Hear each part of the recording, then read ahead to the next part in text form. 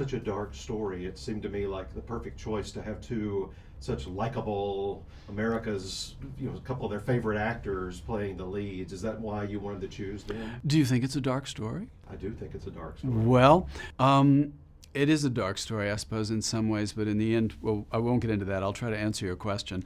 No, I cast Amy and Jake because they were the right people for the role. Amy, for example, I wanted her character to be sympathetic. I mean, this is a woman who has everything that our culture says you should have, and yet she's unhappy. And then we find out she did something pretty terrible to her first husband.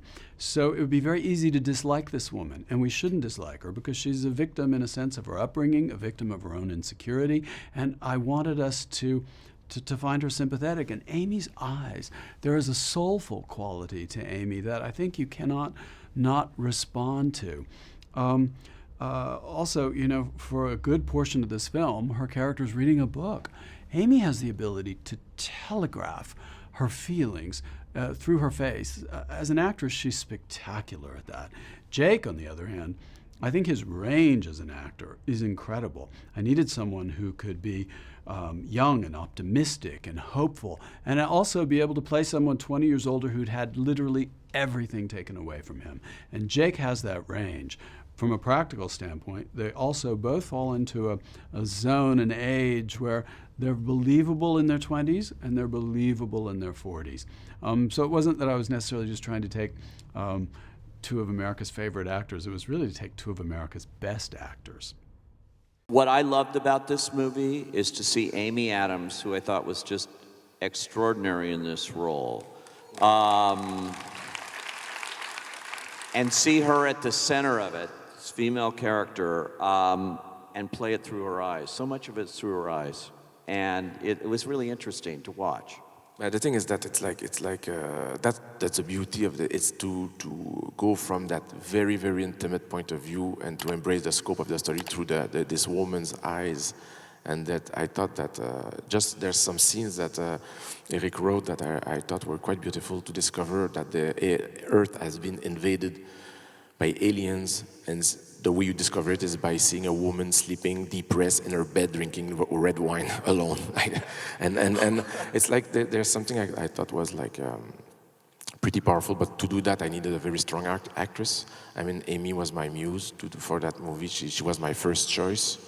Usually when you do casting, from my little experience in Hollywood, it's like you approach actors and before you get an answer, it can take a long time, very long time. But with Amy, it was like, I think she answered in 48 hours or something like that. She just fell in love with the screenplay, and we found a proper time we did it together. I have to get one question in about Superman. There's a big to-do about Amy Adams being cast as Lois Lane. What can you tell us about her? What can I tell you about her? I only met her very briefly, but she seems like a very nice person and a fantastic actress. Have you gotten to read with her yet? Yes, we had one reading with her, and she did a fantastic job. Did you have chemistry? Chemistry? What is chemistry? Chemistry is just it's an odd word, really. We work well together. Yeah. So Amy Adams is also in this movie, Yeah. and how often do you two get mistaken for each other? A fair bit. I mean, so much so actually that my husband and I, one year for our holiday greeting card, I cut and pasted Amy Adams's face over mine. So it was Sasha, Amy, and the kids. And then we said, season's greetings from Sasha Ryler, and no one noticed. Everyone was like, oh, your card was so cute. I'm like, it was a joke. It's not me. It's Amy. So at what point when you were doing the rewriter or working on it, did you think, I want Amy for this, I want Christian for this, I want Jeremy? Like, at what point does the casting come on when you're working on a project like this? In this case, immediately, because that's why I want to make a movie, is because I see amazing characters that have a doozy of a predicament on their hands that's going to allow them to show an extreme range of human life and behavior. So they're not going to be narrow in that, because that's what I want to see when I go to a movie. I want to see Amy go from being really raw, Bradley Cooper going from being raw at home with his mom to suddenly being extremely glamorous or sexual, and I want to see him put his heart on the line. So I got to make sure I create that.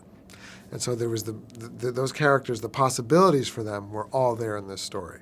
Each one of these people, the complicated dual personality that Amy plays, and I want the women it's essential that the women be as fierce and as indelible and as strong as the men, if not stronger in many respects. So that, to me, is the secret to elevating the whole picture. So it's funny that you say surprising, because I think a lot of people would not have thought that Amy would play a character like this, especially one where she's sort of so slippery in a way and what her background is. And I'm just curious, when you were working with her before on The Fighter, had there been something you'd seen or just getting to know her that made you think she can pull this off? Like, this is something that's really up her wheelhouse? Well, I'm a believer in Amy, and from when I first had lunch with her years ago, before we ever made The Fighter, that's what led me to create that role for her in The Fighter, was I knew that Amy, being from Colorado and some of what I know about her background, had a fierceness in her that hadn't really been put on cinema. So I felt that intuitively she would grab onto that role and want to show those colors, and she did. And so again, here, I wanted her to be extremely glamorous, but extremely raw, almost as she lives as a movie star.